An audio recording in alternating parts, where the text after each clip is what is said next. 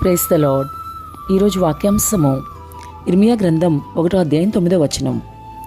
ఇదిగో నేను నీ నోట నా మాటలు ఉంచి ఉన్నాను. ఆమేన్, హల్లెలూయా. ప్రభు ఈ వాక్య భాగం నుండి ఈరోజు మనతో ఏం మాట్లాడుతున్నారో చూద్దాం.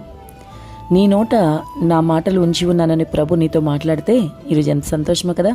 మనతో ఎవరితో మాట్లాడినా చాలా సంతోషంగా అనిపిస్తుంది మనకి. ఎందుకంటే మన నోటి వెంట ప్రభు మాటలు వింటుంటే చాలా సంతోషం అన్నమాట. అయితే మరి ప్రియ సహోదరి సహోదరుడా, ప్రభు తన పని ఒకవేళ నీకేమన్నా అప్పగించాడా? అందుకే ఈరోజు నీ నోట నా మాటలు ఉంచానని పలుకుతున్నాడా నీతో? నీవు కొన్ని స్థానాల్లో ఏదైనా బోధించవలసి ఉందని ప్రభు చెప్పారా? కొంతమందికి నిన్ను సువార్త ప్రకటించమని ఉన్న ప్రభు నీకో చెప్పుంటాడేమో. ప్రభు మాటలు నీవు అనేక చోట్ల ప్రకటింపవలసి వచ్చిందా? మరి నాకేం అనుభవం లేదు, ఇంకా నేను ఈ పని చేయలేను అని ఒకవేళ ఆలోచనలో సందేహంలో నువ్వు ఒకవేళ ఉండుంటావేమో. అందుకే ప్రభు ఈరోజు నీతో ఈ వాక్య భాగం ద్వారా సూటిగా మాట్లాడుతున్నారు. ఇదిగో నేను నీ నోట నా మాటలు ఉంచి ఉన్నాను. ఆమేన్. నువ్వు ఎక్కడ నిలబడినా సరే, ఒకవేళ వింటున్న నీవు బోధకుడు అయి ఉండొచ్చు, సేవకుడు అయి ఉండొచ్చు, సువార్థికుడు అయి ఉండొచ్చు, లేదంటే ఒక విశ్వాసం అయి ఉండొచ్చు. ఏదైనా సరే నిన్ను ప్రభు ఒక విషయాన్ని ఒక దగ్గరికి పంపి నువ్వు పలకమంటే మాట్లాడు అని చెప్తే తప్పకుండా ప్రభు నీతో ఉంటారు. నిన్ను అట్లా వదిలేసే ప్రభు కాదాయన. నీ నోటి వెంట ఆయన మాటలు ఉంచుతారు. కాబట్టి నిలబడేది నీవే కానీ మాట్లాడేది ప్రభువే. ఆయన నీతో మాట్లాడిస్తారు. కాబట్టి ఒకవేళ భయంతోనూ నేనేం మాట్లాడగలను, నాకేమొస్తుంది, నేను ఎలా చెప్పగలను, ప్రభువు నన్ను ఈ పని చేయమంటున్నారు, నేను అక్కడికి వెళ్ళాలి, ఇక్కడికి వెళ్ళాలి, ఈ పని నాకు రాదు, ఈ పని చేత కాదు, ఎలా మాట్లాడాలి అని ఒకవేళ సందేహంతో ఎవరన్నా ఈ వాక్య భాగం వింటుంటే ప్రభు నీతో మాట్లాడుతున్నారు కదా. ఆయన నువ్వు ఎక్కడికి వెళ్ళి నీ తోడుగా ఉంటానంటున్నారు.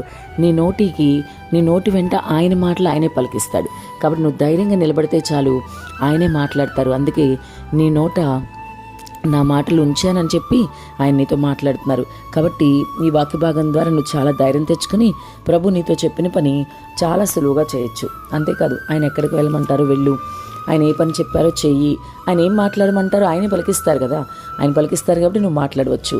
అందుకే మరి లేఖనాల్లో గమనిస్తే అన్నాడు, ఇర్మియాకు దేవుడు మరి స్వయంగా ఒక పని అప్పగించారు. మరి అప్పుడు ఇర్మియా ఏమన్నాడంటే, అయ్యో నేను మరి బాలుడను, నేను ఈ పని చేయలేను అని చెప్పి ఇర్మియా మాట్లాడుతున్నారు. అప్పుడు ప్రభు ఇర్మియాతో ఏమన్నారు? నిజంగా ఆయన చలికిన మాట చాలా సంతోషం. నీ నోట నా మాటలు ఉంచి ఉన్నాను అని అన్నాడు. ఆయన ఎంత సంతోషమో కదా. మరి ఇది నీతో కూడా చెప్తూ ప్రభు చెప్తున్నారు కదా, ఆయన నిన్ను కూడా చెప్తున్నాడు, నీ నోట ఆయన మాటలు ఉంచుతానంటున్నాడు. ఆయన నిన్ను ఈ వాక్య భాగం ద్వారా బలపరుస్తున్నారు, ఆయన నిన్ను ధైర్యపరుస్తున్నారు. అలనాడు ఇర్మియాతోనే కాదు, ఈరోజు నీతో కూడా దేవుడు చెప్తున్నారు, నీ నోట నా మాటలు ఉంచి ఉన్నానని ప్రభు మాట్లాడుతున్నారు. కాబట్టి బహుధైర్యం కలిగి నువ్వు ముందుకు వెళ్ళు. ప్రభు ఎక్కడికి వెళ్ళమంటే అక్కడికి వెళ్ళు. ఏ పని చెప్తే ఆ పనిలో ముందుకు సాగు. ప్రభు తప్పకుండా నీకు సహాయం చేస్తారు. మరి ఏదైతే ప్రభు చెప్తున్నారో మరి అటువంటి కృప ప్రభు నీకు దయచేస్తారు. కాబట్టి ధైర్యం కలిగి ముందుకు వెళ్ళు. నీకు తోడుగా ఉంటాడు ఆయన.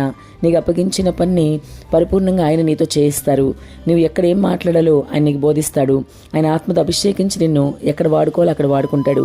నీకు ఉపదేశం చేస్తాడు, ఆలోచన ఇచ్చి నడిపిస్తాడు. ఏ మార్గంలో వెళ్ళాలో ఆయన చేపట్టి నడిపించి తీసుకెళ్తాడు. నువ్వు ఏం మాట్లాడాలో ముఖ్యంగా ఆయన నీకు బోధిస్తాడు. కాబట్టి ఇంకెందుకు ఆలస్యం? ప్రభు నీతో చెప్పింది మాట్లాడడానికి సిద్ధమైపో. ఆమేన్.